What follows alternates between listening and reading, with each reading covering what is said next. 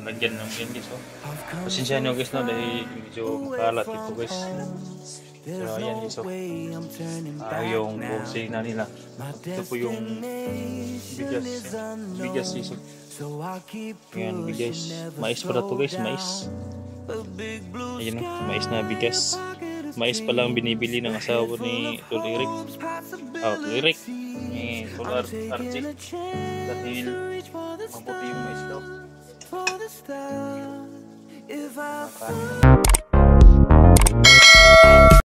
Hi guys, magandang araw sa lahat. Magandang araw sa lahat ng mga viewer, silent viewer natin dyan.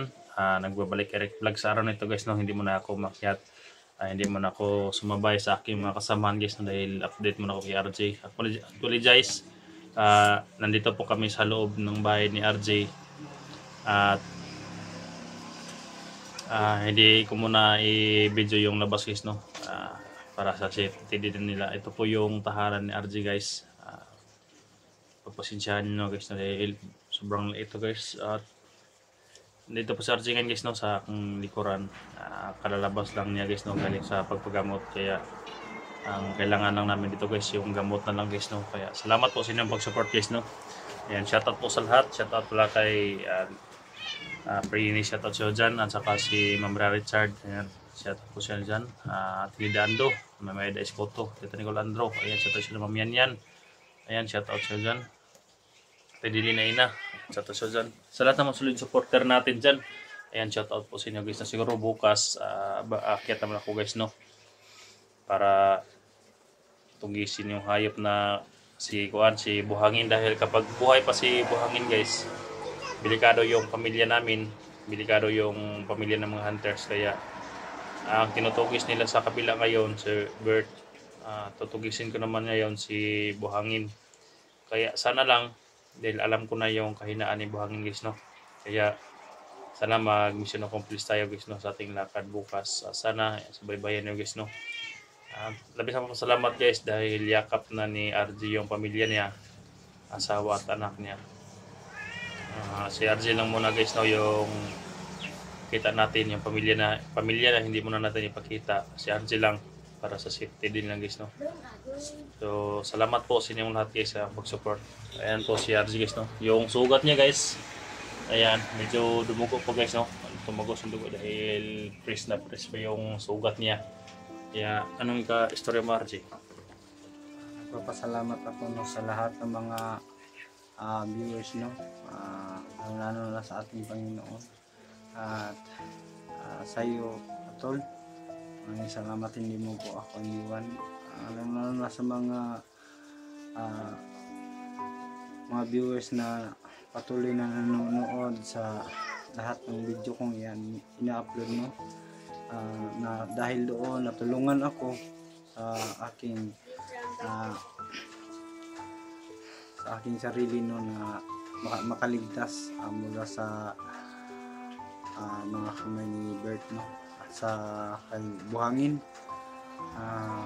Alam ko na andyan pa rin kayo no, patuloy na subaybay sa mga video ko na ina-upload. Dahil doon nalaman ni Tulirik na ang nangyari sa akin. Yan lang at maraming salamat sa inyong lahat. So ayan guys, yun na po ako. Tingnan muna natin yung lagyan ng yan guys. Pasensya nyo guys no, dahil medyo makalat ito guys. So ayan guys. Yung kusing na nila. Ito po yung bigas. Bigas guys. Ayan bigas. Mais pala to guys, mais. Ayun o, mais na bigas. Mais pa lang binibili ng asawa ni Tulirik. Tulirik. Tular RJ. Dahil mabuti yung mais daw. Makani naman sila dito guys.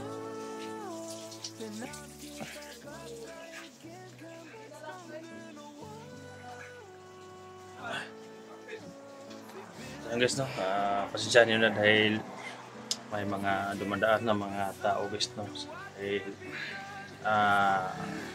mga kapitbahay na dito.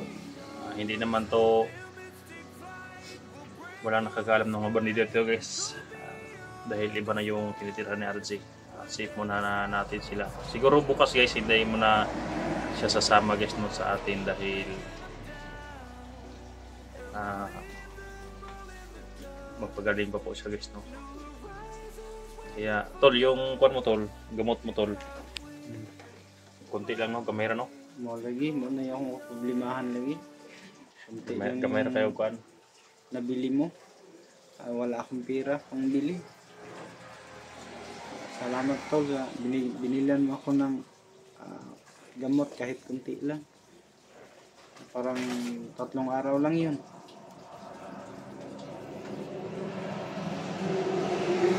So guys no, kunti lang talaga yung gamot talaga guys. Pero kaya ko naman guys no na provide sa kanya yun guys no, dahil sa mga tulong nyo guys na andyan kayo sumuporta. Kaya salamat po sa inyong pag-support guys no. Masaya ka ba tol na nakababa ka tol? Masaya, hindi lang masaya, kundi masayang masaya. Kita ko na yung mga pamilya ko na yung bunso kong anak. Maraming salamat mo Panginoon na naligtas na ako sa kapahamakan.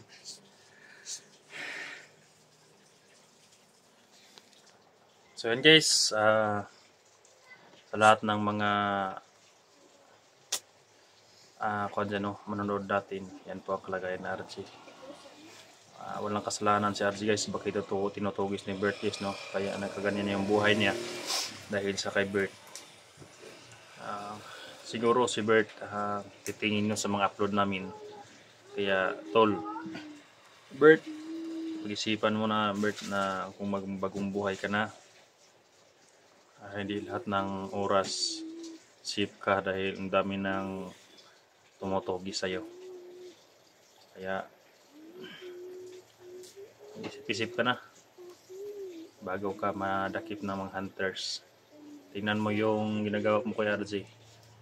Ayan, namumuhay ng tahimik si RJ, nagtatanim, naghanap buhay ng marangal. Tingnan mo yung ginagawa mo. Ayan, natamaan siya ng baril. Paano siya makapaghanap buhay ngayon na ganyan ang nangyari sa kanya? Kaya mo bang ibigay yung pagkain nila sa araw-araw sa nangyari kay RJ? Tingnan mo, kawawa si RJ. Kunti lang yung hanap buhay ng tao, pinakialaman mo pa.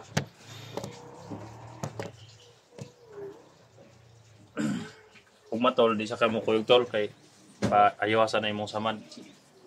Ganito ayuhon, duga taod-taod pag ganito. Sige ka, inom-inom na kay tambal, perminti kay para talira na maulian. Recover kong sayo ani kay lang makatrabaho ko kay wagi konsumo lagi. Walang pangbili ng bigas, kaya kailangan kong magpagaling agad para makasimula na ako sa aking trabaho. Nakita nyo guys, yung bigas guys na nakita nyo guys, yun pa yung sinasabi ni Kon na mahirap, kaya nagjikas ako ng 300 sa sauna guys, yun lang binili guys, so yung bigas, kaya okay na din yun guys, ang importante nga nakakain sila. Sa iyo ito nag-arkilar ka ritol o imaning balay?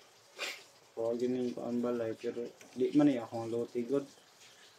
Siguro po ko nagtukod dire, pero di gini akong lote dire yun. Yung parang bahay lang sa'yo? Oo. Sa kung sang oras, pahawa kong misa tagiya. Wala imahiman eh.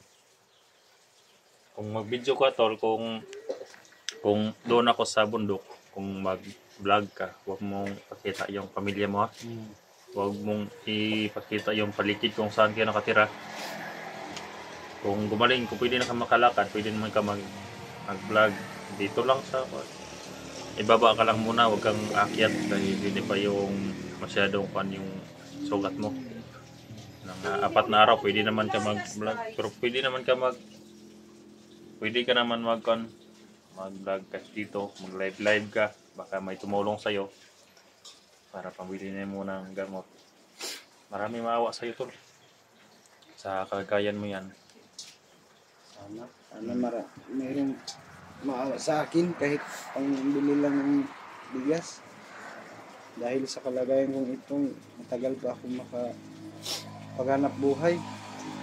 Ano naman yung trabaho ko, minsan libor dyan to sa bukid. Ano ra niya ka ni magili dali gyud.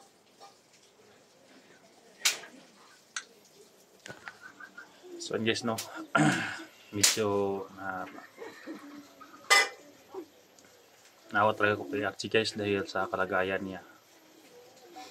Paano siya, pero nandito naman ako guys para tulungan siya guys no. Kahit may mga kunting pera ko, bibigyan ko lang siya guys no dahil hindi talaga basta-basta yung nangyari kanya. May mga anak pa siya. Ilang anak mo tol? 3. Ayan. Yung nakita niyang anak niya guys na bunso niya guys na babae.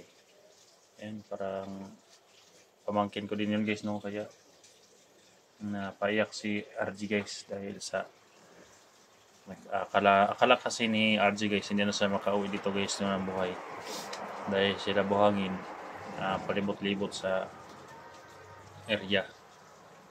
Mabuti at buo talaga ang loob ko na labanan si buhangin, kaya nakapag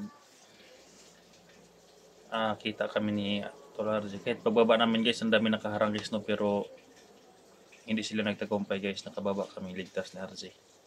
Kaya kung may sasama sa akin bukas guys no, sa akin pagbalik, sana lang hindi naman tayo pwede matakap din, may mga agimat naman tayo, pero hindi tayo pwede magkumpiyansa guys no. Mahirap mabihag guys, mahirap talaga mabihag kapag nasa bundok ka, sobrang hirap.